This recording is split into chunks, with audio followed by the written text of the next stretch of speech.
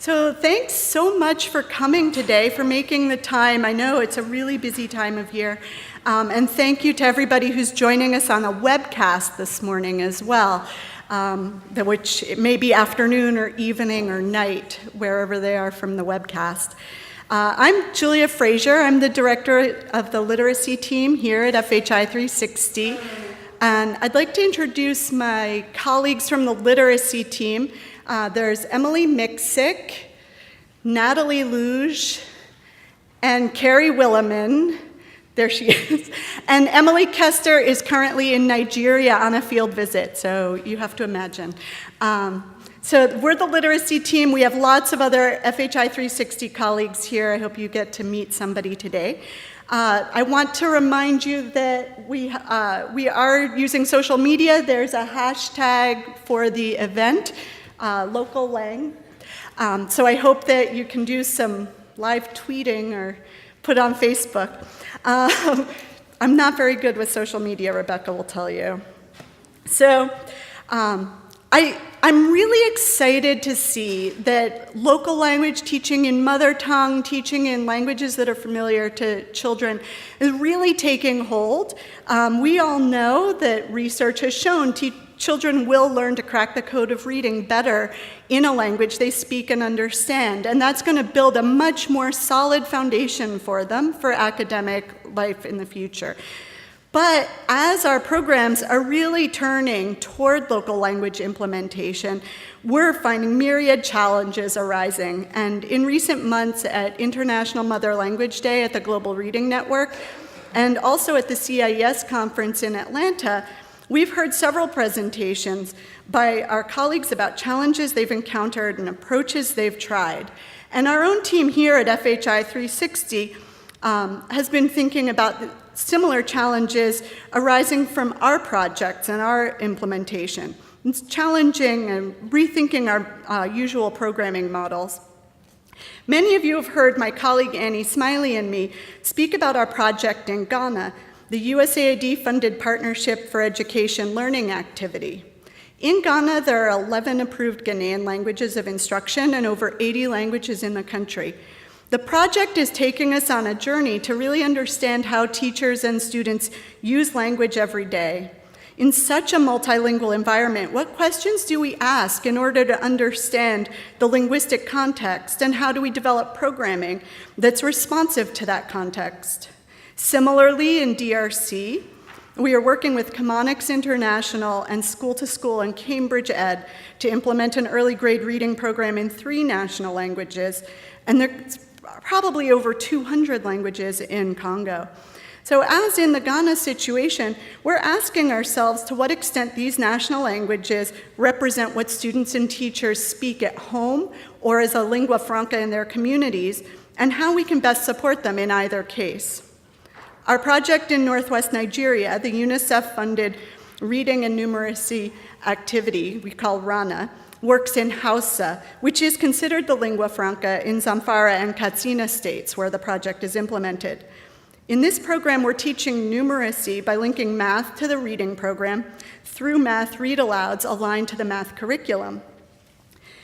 In addition to reading comprehension questions, we provide teachers with math comprehension checks and also extra math practice problems related to this story. This program got us thinking about what it would really take to build an early grade learning program across the curriculum in local language, and not just a reading program. In all our projects in local or national language, we have to consider the teacher's ability to read and write in the language of instruction.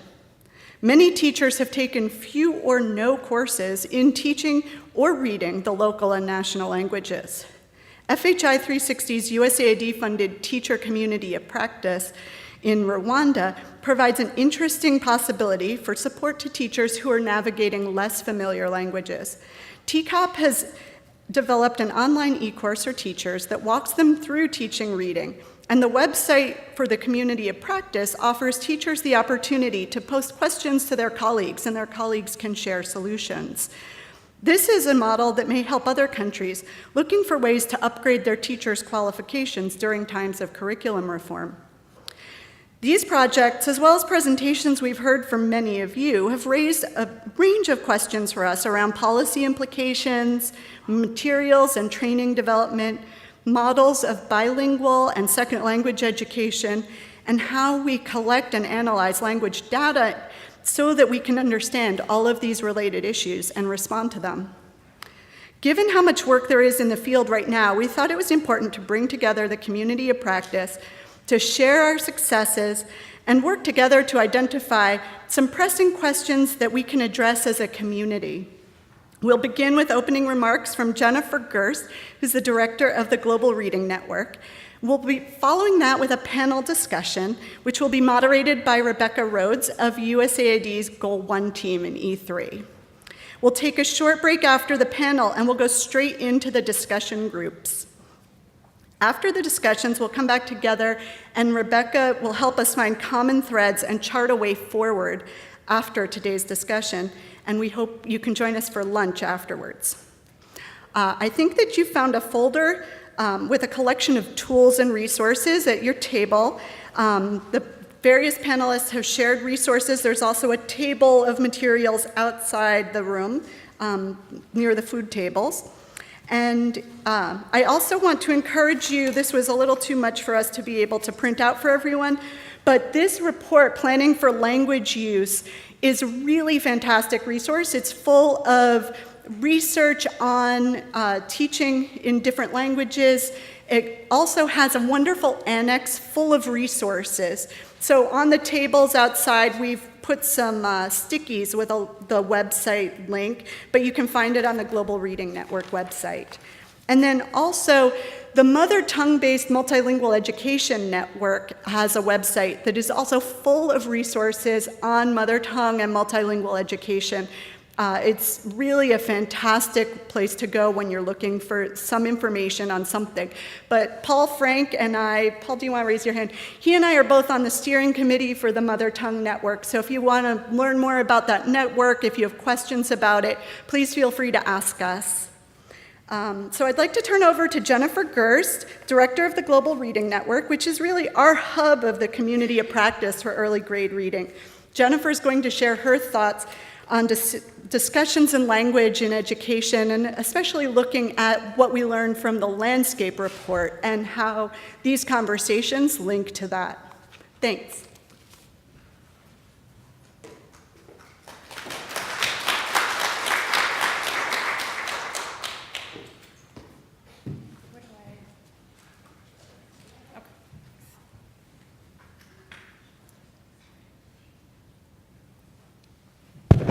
Good afternoon, everybody. And I know for many of you in the audience, I am an unfamiliar face, and then for some of you, I am familiar. But my name is Jennifer Gerst, and about a month ago, I actually took over for Shaquille Malik at the Global Reading Network. So I'm excited to be at my first event involving the network and involving the community, and to get to know you better and to understand where you are in your discussions and challenges. For those of you who are unfamiliar with the Global Reading Network, I know some of you have been involved in the past, but it was established a few years ago in terms of trying to support Goal 1 of the USAID education strategy, which you are all very familiar with and involved in. The objective of it is to develop a community of practice focused on improving reading outcomes in primary grades, and also to gather evidence from the field and tools for practice and disseminate this to the community of practice. We're testing some innovations, most notably working with SIL on an Enabling Writers Workshop in several countries, and we're working with the USAID team to identify some other areas where they want to explore other issues in reading that are popping up in the field and that we need to find ways to support. In addition, the Reading Network focuses on metrics measurement and implementation protocols. Right now, we're sort of incorporating that into some training modules that we're putting together this year in collaboration with the reading team at USAID that would serve the broader community, not just limited to implementing partners, but the ministries of education, et cetera, that you work with. In addition, we do virtual and on-site workshops, conferences, webinars. An example being today, our partnership with FHI 360. We also do a bi-monthly webinar focused on important critical issues in reading that we identified not only with implementing partners, but with USAID in terms of where they want to provide support for you. And finally, we do a fair amount of communication on programs that exist. So we actually have a portal. You would be familiar with EdData a few years ago, but we took over that portal and we're in the process of streamlining it to provide for the community information on reading programs, resources, and tools. Several of you would be familiar with the Landscape Report on Early Grade Literacy, which came out in January. And one of the chapters focused on literacy in multilingual context. And it had a couple of recommendations. The purpose of the report really was just to do an exhaustive review of programs and the research that's available on supporting literacy and to identify the gaps for the community and to just really raise the community's awareness on where we need information to improve the work. The recommendations, I think, no one would disagree with them because this is the work that you do, but obviously the recommendations focused on instruction of language in a language familiar to a child, bridging L2 literacy by building L2 oral language proficiency. It discusses the need to create appropriate curricula, standards, benchmarks, assessments, and methods to support the L1 literacy, but also L1 to L2 transition. And as Julia mentioned, there are challenges in terms of building teachers' own language proficiency, and it's important for your programs to reflect contextual issues and local needs, and there'll be a lot of those issues will come up in the discussion today. It shared a couple of really difficult challenges that I know you're all facing and are going to be the topics of discussion today. And this is just about the nature of language and writing systems for L1 and L2. There's many different language transition models out there, but we know that you're all grappling with this language transition issue and what might be the best model for specific contexts. You just can't have one for all of them. But one of the other notes in the report was that there's very little evidence on the effects and costs of various models. Multiple models have been implemented, but we do need to be stronger in terms of our evaluation work and to think about research questions that would really get us more information and can sort of guide the community on what's cost effective. With respect to the transition, I know that one of the panelists is going to talk a bit about this today, but with respect to transition, it's one of the report also noted that cognitive skills in L1 that there needs to be more research done, in particular languages in L1. There's very little in the developing world, so I hope there will be some discussions about that today. But research on cognitive skills that will facilitate language L2 transition acquisition. So in some, really just looking at what point in terms of developing your scope and sequence and your programs, at what point does that transition need to take place? And in terms of multiple contextual challenges, the report noted that in many of the countries in which we work in, the sequence and scope for teaching language is off, and there's sort of a constant work to do programs and to go back and review that sequence and scope. The teacher's own language proficiency in the language of instruction, L1, that was also noted in many of the programs that we researched, and the disconnect in language between teachers and students and multiple languages within classrooms, the teachers' difficulty navigating that. And as well, the weaknesses in national language policy and implementation was an area. So I know that there will be quite a bit of discussion about this today, and I'm looking forward to what comes out of this discussion because I'm hoping that we can harvest some of that information to disseminate to the network. So actually, I'm going to be spending time sort of walking around the tables. Our communications person is here. We know we have someone assigned to all the tables taking notes. And we'd be interested in finding ways we can, I'm really just here to facilitate. That's my job. I actually don't do the technical work. That's your work. But I'd be happy to facilitate events for the network. I'd be happy to hear from you how we can support you in terms of getting information out about programs that work. And we hope that you'll participate in our webinars. And one of the challenges for our network over the next year and a half is trying to find some ways we can reach our audience locally in different regions of the world. In my past work, I was at Millennium Challenge Corporation before this.